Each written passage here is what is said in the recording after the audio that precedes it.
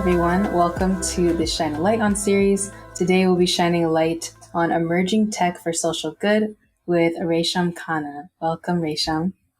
Thank you so much for having me. I'm really excited.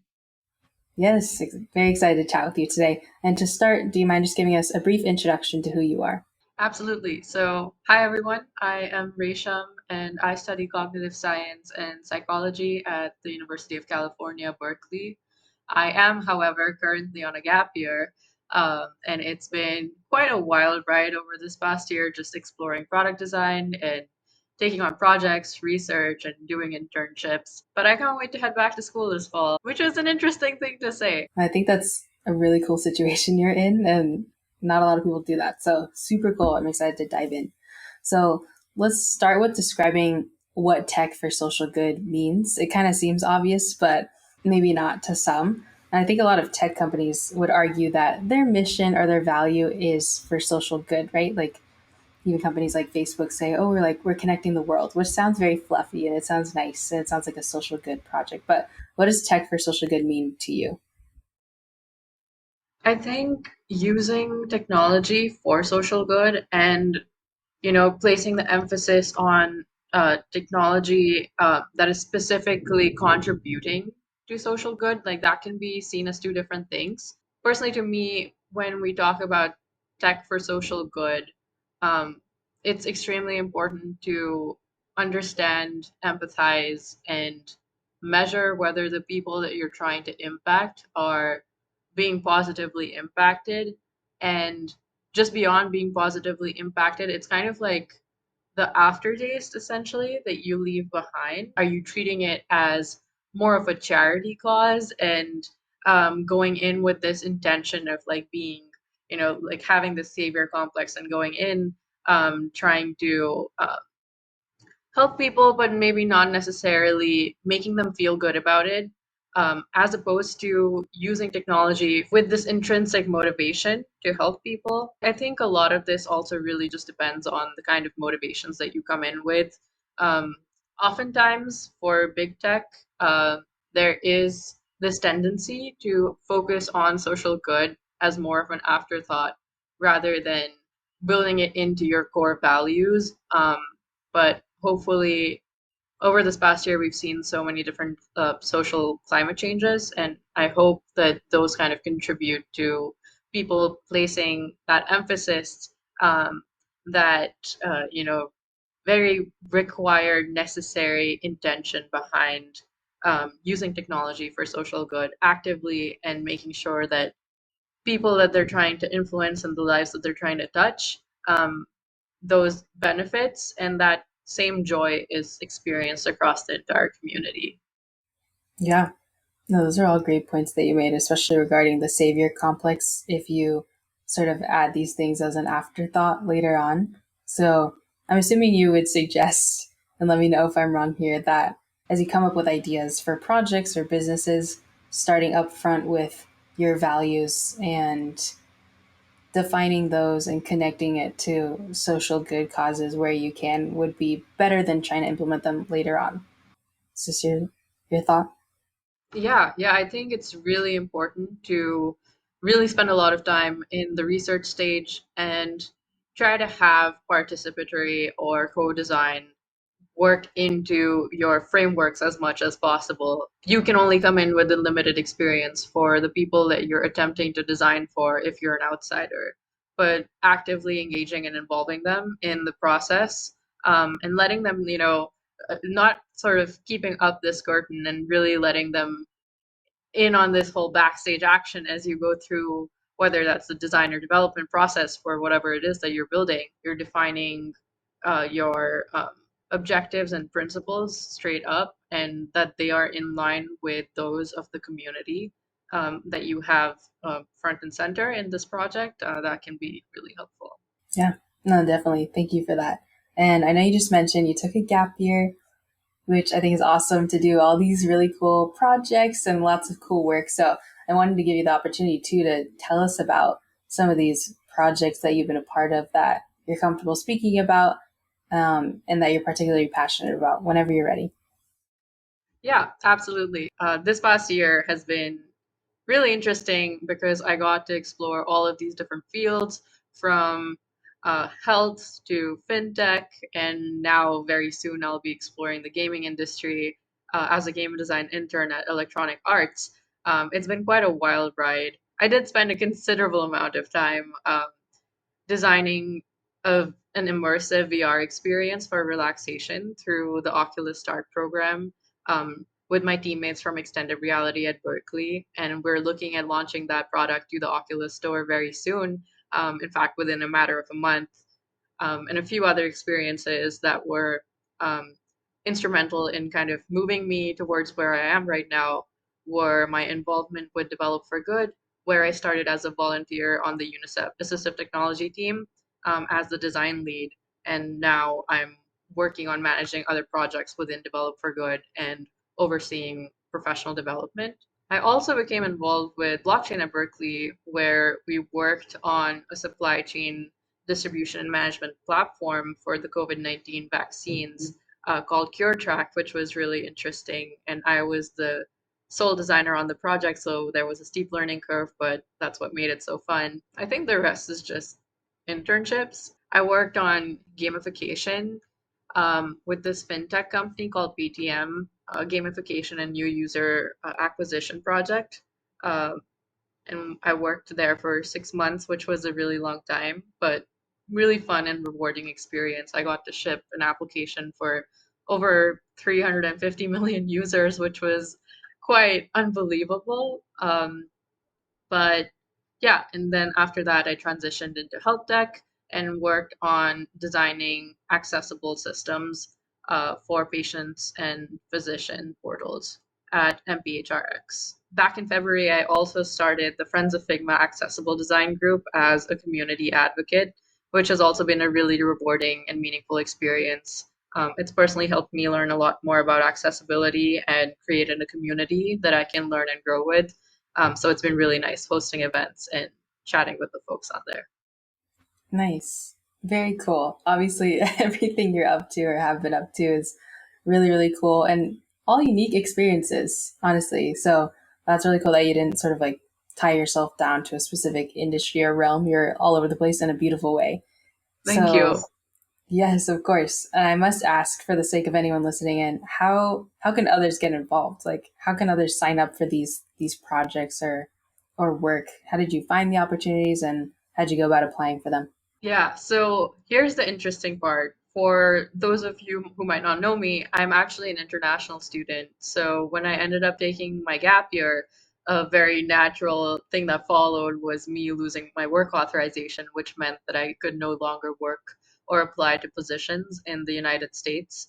And for work authorization, I will not regain it until May 22, which is actually when I graduate because you have to complete 2 semesters of college if you've been away for 5 months or more. Um, so as for finding opportunities, I didn't have a lot to work with because positions in India, which is where I've been since March 2020, they seem to be fairly limited, especially for someone in design. And most of the recruitment for internships happens through placement cells at colleges. So postings never even make it online. Um, and my workaround to that was just really asking, keeping my eyes and ears open, making sure that I was actively involved in, um, I was actively involved on LinkedIn and talking to a bunch of people, always being curious. If I saw something, I would take note of it. If it interested me, made sure to have chats with people. And then a lot of opportunities I actually heard about from other people because they were doing similar things or had heard about similar programs. Just going in with the intention of chatting with people and seeing where things go. I promise you, things will come your way if you do that. Hmm. Yes, I feel like I hear like in every pocket of my life that networking is super important, and even more than networking, creating genuine relationships that could lead to who knows where. And it sounds like that happened to you a lot over this past year or so. Alrighty, next question for you. What do you think some perks are of working on projects in general, maybe, but especially ones that are like for a social good or for some cause? I think when you work on a project that if you're working with a nonprofit or an entity or an organization that does this day in and day out, I think the main benefit that you can personally have, even if you're volunteering your time, is having that true sense of ownership. Usually in big tech and larger corporations, you're part of, a sea of designers or just like this massive collection of software engineers. There's hundreds and thousands of them, and you're one person working on a smaller feature. Maybe you could even be working on something as simple as redesigning a button for months. And while that's good in order to sharpen your skills, and that's something that's very, very detailed, maybe you'll come out as, a star button designer.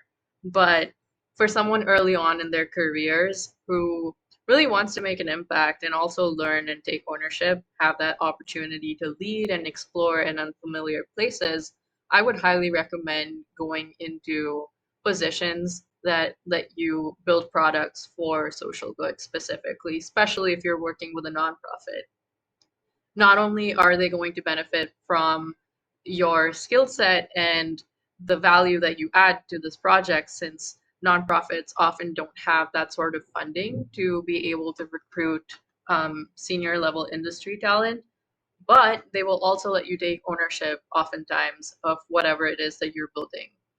And shipping products for someone early on in their career is really, really helpful because you have something to show for what you do when you go in to apply for full-time roles. It's also been really rewarding because the community or group of people that you design for, you end up learning so much more about them and becoming so much more closer to them. And at least personally, in my experience, when I was leading design for UNICEF's Seaboard, which is this open source communication tool for children with complex communication needs, it was just not only was it a really interesting design problem because children have a very specific way of thinking, and when you're designing for children who already have a certain complex communication needs and certain other conditions that they might have in conjunction to that, such as autism or dyslexia, the way they interact with technology becomes um, even more interesting to study and understand. It's a very interesting design challenge to solve. So you're wrestling with these giant problems while, contributing, doing your bit as someone in tech to build these products for people who could genuinely really benefit in their day-to-day lives. And you're also getting to take ownership. So I would say working in tech towards social good is it's just so fun, so fulfilling. I would definitely recommend people to go out there and try it. Mm-hmm. Yeah. No, awesome. Awesome. Thank you for that.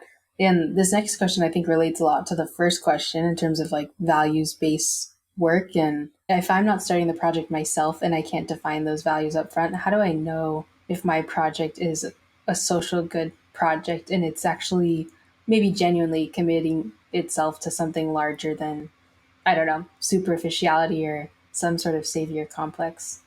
Do you have thoughts on that? Yeah. So how do you know if your project is actually a social good project? Again, it should really focus on outcomes in an empathetic and humane way. So instead of simply just, maybe measuring impact in terms of, oh, we had, um, well, measuring impact in terms of numbers can be helpful in certain situations. For example, if you're building something that saves lives, then you can see the number of lives that are being saved increase, then that is an indication of your product working. Um, but if you are making things, building things that are intended to make things easier for the people who use them and intended to assist in any particular function, or maybe it's something as simple as making a donation platform, the real test there would be to actually go and talk to the end users. And I wouldn't even say talk to the end users. The real test would be to go and talk to the people that you're designing for. Um, I'm also actively trying to shift language. We use user a lot, but it's very important to remember that it is people that we're designing for. So calling them people is extremely important. And realizing that they're not just numbers that you are influencing through your work, it's actual human lives. And um, making sure you have very open and clear conversation with the people that you're working with and designing for. Hopefully, there's co-design and participatory design in that process, but getting their thoughts on a more detailed level, like beyond the statistics or metrics, whatever it is that the product manager has probably defined for the project, beyond just surveying those and studying those, um, really understanding where it is that your product is still continuing to fail, and trying to understand whether your metrics are being led by an unintended or like unaccounted for factor, or whether your product is actually actively contributing to those metrics being swayed in the right direction. Yeah, these are great points. And I actually love this note you made about saying people instead of users. I actually haven't heard that mindset yet, but I appreciate that perspective. Thank you. Alrighty. I know you mentioned a little bit about nonprofits specifically that you worked for. I'm curious from your experiences in working with social good teams and companies and projects. Is it typically nonprofits that you notice that sort of focus on these things, or is it possible to do like social good work at a for profit company? I would actually say that there is no guarantee that even if you are at a nonprofit organization, and no matter how big or small, there is no guarantee that you're actually doing work that is meant for social good. Um, Again, really revisiting the thing it is that you're building and making sure that there is value, and that it's actually helping the people that it's supposed to help, um, without making them feel bad or burdened or like a charity cause. Um, so it's really important to keep your eyes and ears open whenever it is you're designing for something, because you could be building, you could be working with a large nonprofit organization and working on a product like something like a site for displaying projects and gathering donations. But the fact is, a product like that, there's probably hundreds out there. So, are you really truly adding value by the work that you're doing, or is it just something um, that you're doing to tell yourself that you're um, helping people out and actually partaking in social good? So, it's also really important to sort of look inwards and constantly check your own motivation behind what it is that you're doing and why you're doing it, and whether that has any actual impact. As for social good in big tech, um, that's kind of a double-edged sword, because we have heard that inherently a lot of larger corporations tend to have very questionable practices.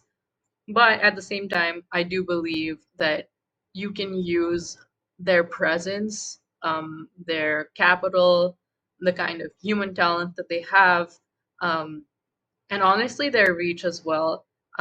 They can really be used towards helping people and pushing for social good in the right direction, because they have that sort of influence. And especially for things like social media, I've been talking with the Facebook social impact team a lot these days, and honestly, the work that they've been doing for the coronavirus information center has been extremely, extremely impressive. And they've actually conducted research that has shown that the work that they've done on the coronavirus information center has helped influence the way people think and actually help them change for the better. A lot of people who were initially hesitant to get vaccines or didn't really know all that much about COVID-19 protocols, were able to acquire this information from just that coronavirus information center while browsing Facebook.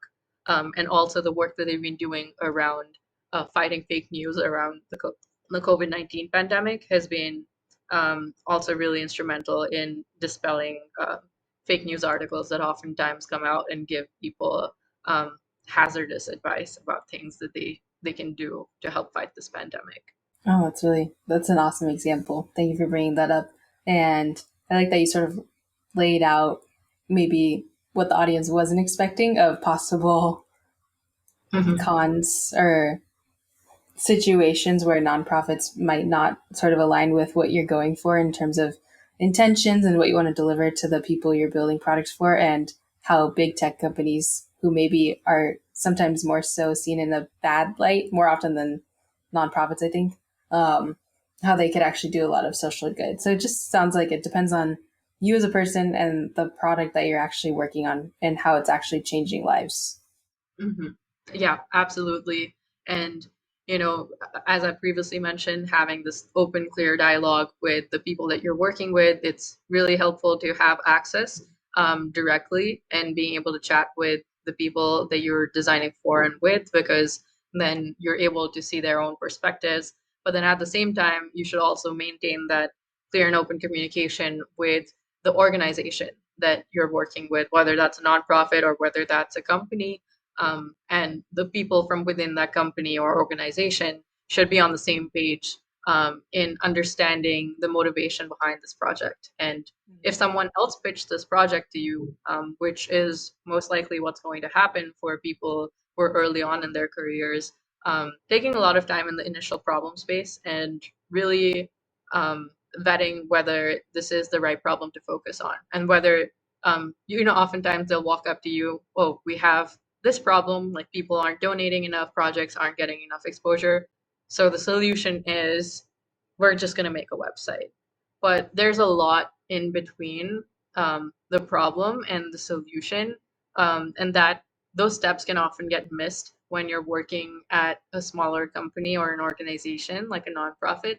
So sometimes it's not even about them trying to do something that they know is going to be futile. It's just the lack of resources and the lack of time for user research, for understanding the background, really going through the design process. And when you miss a few steps, it leaves room for making assumptions, which can be harmful in the long run. So spend a lot of time in the research stage, just talk to a lot of people, and really just focus on making sure that you are answering the right questions, whether those are even the questions that you should be asking for that particular scenario before moving forward and investing resources. Awesome. All great points. Thank you. Thank you very much for that. And my last question to you already, you're at this point. Do you have any last words of wisdom for folks who are looking to give back to the world through social good tech projects? I would say there are definitely a lot of different communities that you can use as a stepping stone to enter into this world of tech for social good. I will say Develop for Good has been really, really instrumental in helping me open up to this whole world and realizing that my skill set could be used for things beyond just making, consumer app screens. So definitely keep your ears open and eyes peeled.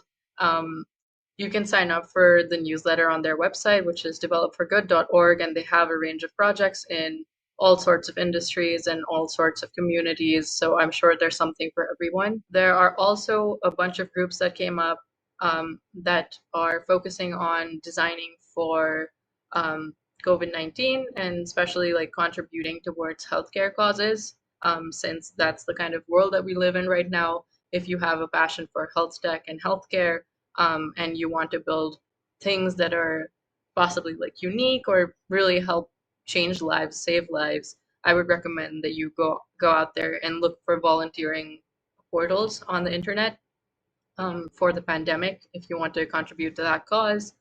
And lastly, I would say if you see a lack of something out there, if you have a problem that is particularly close to your heart, but you don't really see, solutions or communities or existing products out there, I would say that is something that's really powerful, and you should definitely do something about it. Like, don't be afraid to, even if it seems really daunting, even if it seems like a huge task, if you have the time, um, find a few people if you can, or just sort of go into it solo and get a feel of how things are. But don't be afraid to take ownership and just step forward and build a whole new product if you have the time.